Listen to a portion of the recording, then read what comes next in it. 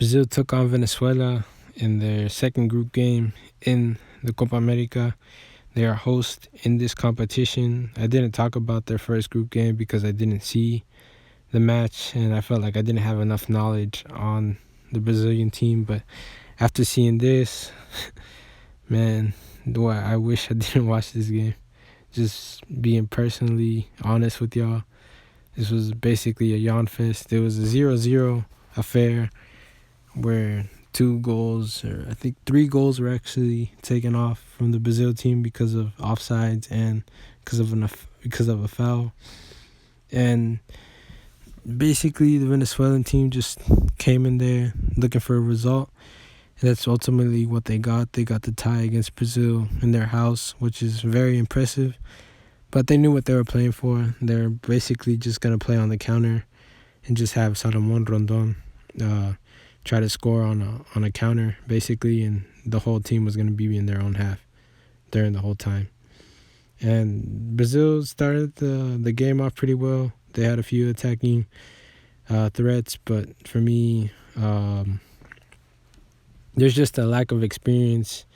There's like a lack of a player trying to take up or just trying to put the team on the shoulders and trying to actually do something in this team. For me, there's a lot of players that are just too young. They're not ready for these type of instances yet. And a lot of these players, they just haven't played a Copa America, so they don't know the physicality. They don't know how physical it's going to be. And not everything's a foul because this is South America. It's mostly known for how brutally hard it is to win a game in these instances, even though it's Venezuela. On paper, Venezuela is the lower team and Brazil should easily beat them. But this is Conmebol, this is South America, and nothing comes easy in these type of games. And Venezuela did what they did. Like I said, they're basically playing on the counter and they just try to defend every Brazil possession. But I felt like Brazil was just lacking that midfielder, that attacking midfielder, that one guy on the wing, that one guy, whatever. Basically, they were really missing Neymar because no one could get through the defense. No one could actually generate a proper type of attack, a proper option for an attacking player to actually capitalize on that threat. For me, I felt like the Venezuelan players were more clinical sometimes in their attacks. And for me, I guess Brazil paid the cost on it. And I know they did score some goals. Maybe for me, I guess you could give the last goal to Brazil, the one they scored. But even if it was even a shadow of a doubt, just offsides, I guess you could just say that it shouldn't count. For me, Brazil didn't even show anything. There's a lot of factors, like I said, the players being young and inexperienced in this game. And also just the coach. I feel like some of the players he chose, he didn't choose someone to be more of an attacking threat. For me, Arthur should not have played this game. For me, I don't know, it kind of worries me because Arthur's a very good midfielder. I've seen his quality in Barcelona, but just here where he just holds the ball and just plays it side to side and not really looking offensive, it just shows me that he's more of a holding midfielder. And maybe I'm just not recognizing that, but I thought he was more of a playmaker. That's what I thought he was, more of a creative midfielder type option. But for me, I see now, after seeing this game, he's more of a holding midfielder type, just looking to keep the possession, and he's really good at it. But in this game, they needed someone that was going to create, and that was not Arthur. And that was not Coutinho for sure. Coutinho, for me, came off one of the worst seasons of his life. And I feel like not that many people know Barcelona or actually care to see the real instances or the factors that are affecting the club and just how low the performance was of some certain players. And for me, Coutinho was one of them, where he did not score at all. I know he scored 10 goals and probably assisted 5 or 6 a whole season. You would say that's pretty decent numbers, but for what he did for some of the games that he's expected to score or to assist or do something or defend, he was really basically non-existent, not there. didn't create, lost balls, couldn't defend, possession, loses the ball. It's just a bunch of factors. And for me, it's really showing in the national team, especially in these type of games where they need someone that's going to create. They need someone that's going to push the team to a better level, get the team ready to just try to get in a better option to attack, And he wasn't the guy. And then I know they played Richarlison either I think he played on the right at first, and then they took him out. And for me, he just wasn't he's not really a wing player as I thought he would be.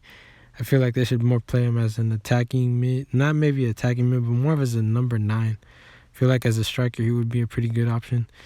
And also they played Firmino. I know Firmino won the World Cup. Not the World Cup, what am I saying? He won the Champions League with Liverpool.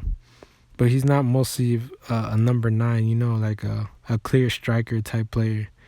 He's more of a player that just works hard, gets the other attacking players into the play, and he just basically capitalizes off options that he's either in the box to hit them himself, or he's either in the box to give the assist to that other attacking player.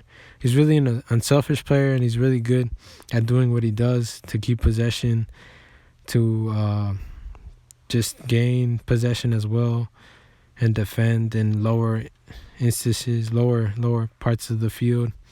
You could see it in his Liverpool game. Right here's one of the goals they took away. Like I said, it was basically offsides.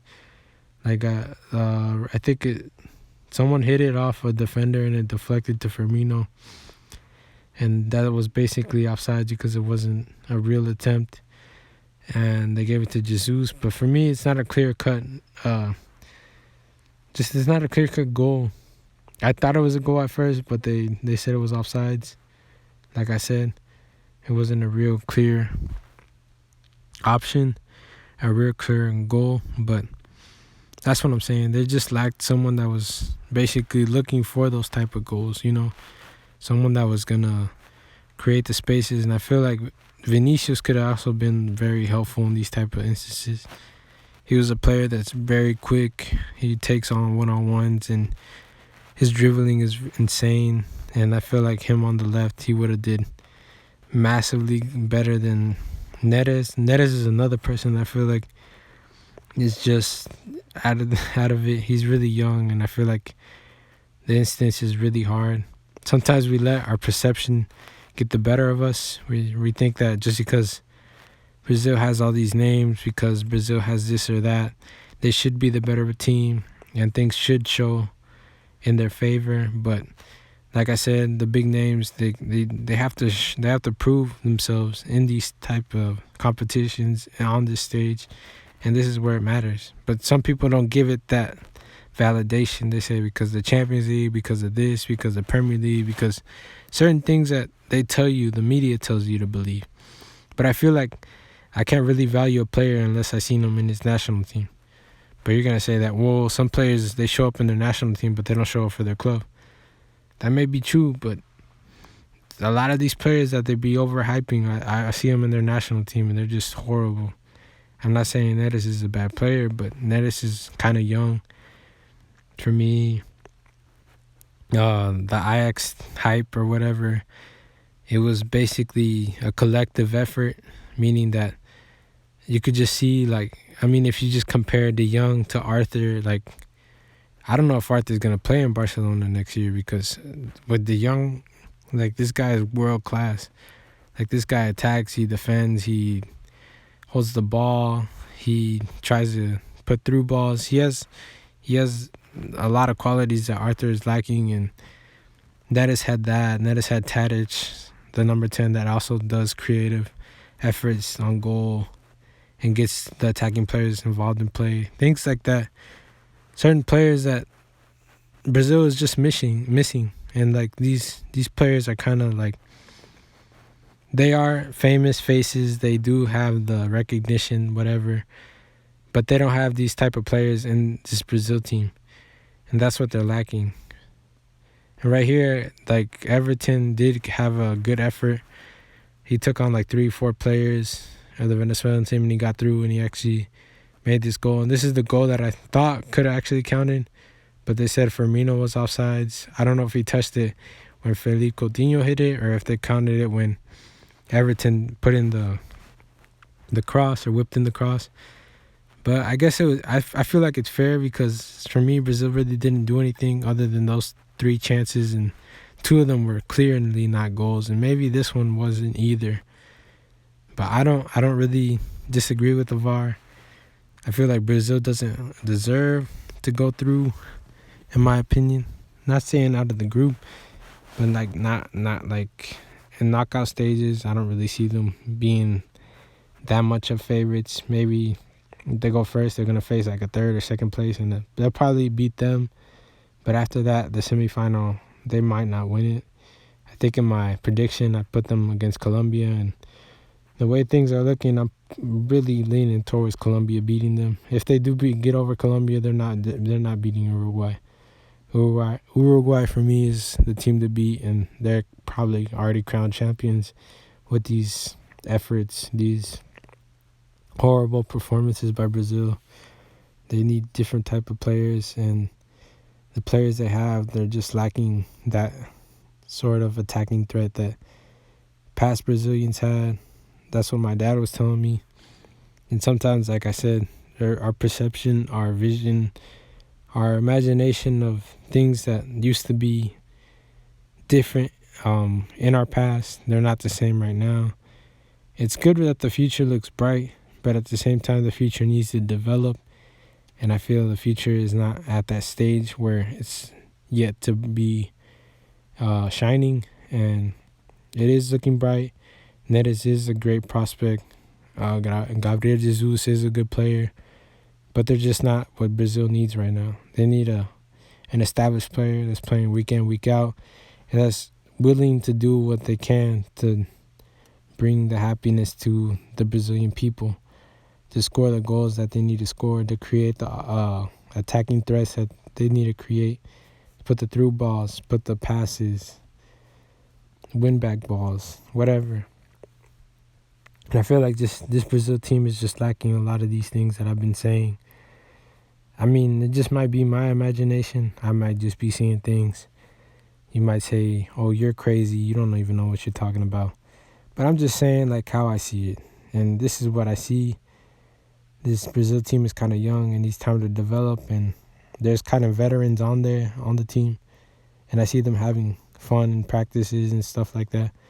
But Venezuela is more of an established team. And they're also young, but you can see in them that they try to fight. They have grit. They try to fight for the ball. And they knew what they were playing for. And I feel like the efforts by Salomon Rondon were actually not in vain. He probably could have scored if it was any other goalkeeper, but we know the quality that Brazil has in goal. With Alisson, he's a really good goalkeeper. He had like 20 clean sheets in the Premier League, and I feel like he's the reason that they didn't score. And I feel that Brazil has a really big problem, that Tite has a very big problem with whatever he's going to do in the future with this team, because in the World Cup they look pretty good, they look pretty decent, but right now from what I'm seeing, I don't know if they're going to actually win it. I know they're at home and people are going to get mad if they don't, but we'll see what happens. And this is just all I got to say. Hope y'all like the video and subscribe.